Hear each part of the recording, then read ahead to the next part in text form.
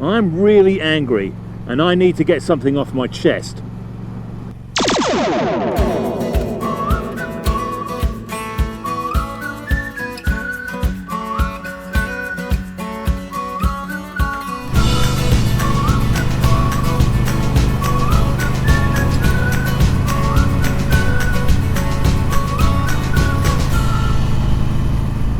Hello, it's TrekkieMoto here, and you join me on yet another beautiful day in Pennsylvania. But I am pissed. I'm really angry today. Just last week, the Supreme Court of the United States decided to overturn the right for women to get an abortion. Now, I'm not a fan of abortion. I think abortion should be something avoided rather than encouraged. However, for the state to determine whether or not a woman can do what she wants to do with her own body is unacceptable to me. Now, I don't have many followers. I have maybe 150 followers on this channel, so it's not much of a platform. But damn, I'm going to use the one that I have to say what I think needs to be said. We need to stop pissing on women. We treat women so poorly in the United States. I don't even understand it. We are the richest nation in the world, and yet women get crappy healthcare. They get treated like second-class citizens, and they are not even allowed the control of their own bodies now in many states.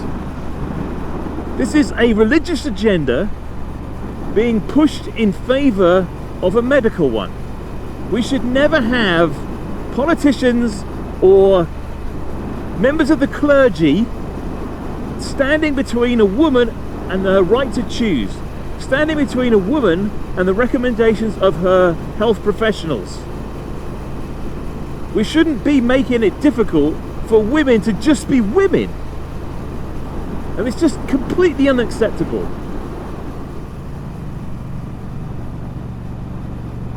We're in this ridiculous situation right now where the Supreme Court says that the individual states cannot put restrictions on the rights of Americans to own guns.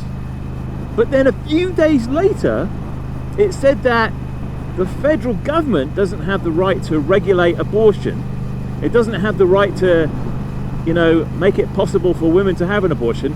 That should reside with the individual states. So on the one hand, they're saying the federal government should do it, and on the other hand, they're saying the state should do it.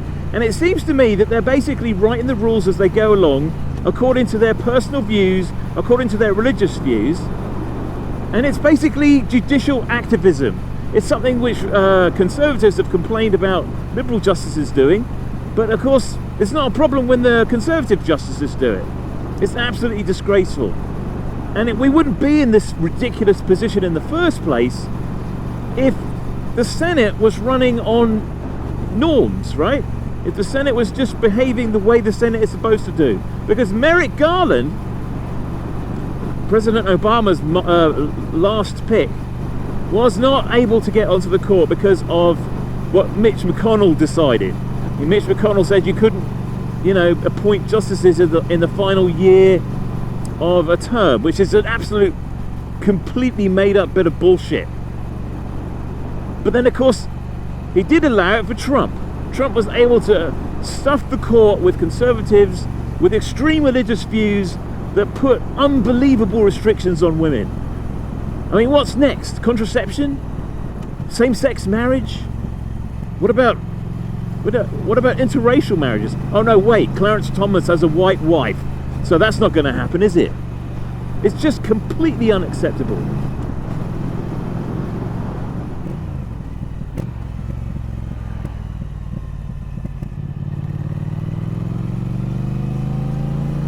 So something like 78% of the American population, the American voting population, thinks that women should have the right to decide what to do with their own bodies. They think that women should have the right, if necessary, to have an abortion.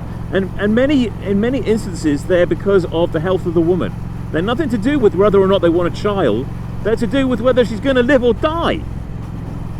And so 78% understandably think, yeah, they should have that right. They should be able to make that decision with their partners, with their health professionals, with their doctors. It shouldn't be a decision forced upon them by a state or by, you know, a religious agenda. Because of this disgraceful decision by the Supreme Court, there are going to be women who will die because they don't get the right medical attention. There are going to be women who die because they got pregnant by somebody and that person doesn't want a child, and so they'll kill them. You can bet that that's going to happen. There are going to be women who want to die because they've been forced by their state to carry to term the pregnancy that resulted from their rape. There are going to be children who will be scarred for life because they are forced to carry to term the pregnancy from the incest that they had to endure, or from the fiddling from their parents. You know? I mean, it's unconscionable that this should happen. Unconscionable.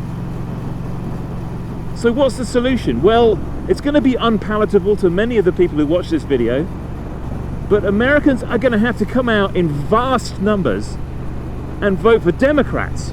And the reason they need to do this is because the Democrats need a Democratic president, a Democratic Senate, and a Democratic House of Representatives to codify a law that makes abortion legal, safe and legal. It could be regulated for safety, but it shouldn't be regulated for not having it. It should be the choice of a woman. It should be the choice of a woman that she makes with her significant other, or that she makes with her medical professional, her doctor. It shouldn't be something that's pried into by the state. I thought conservatives were the live and let live people. I thought conservatives wanted small government. They didn't want intrusion in their lives. But here they are with the most intrusive, pernicious, awful thing that you can conceive of, which is forcing a woman to bear her rapist's child and potentially die from a forced pregnancy. That is absolutely unbelievable. I'm sorry, but this just makes me so angry, and I just had to say something.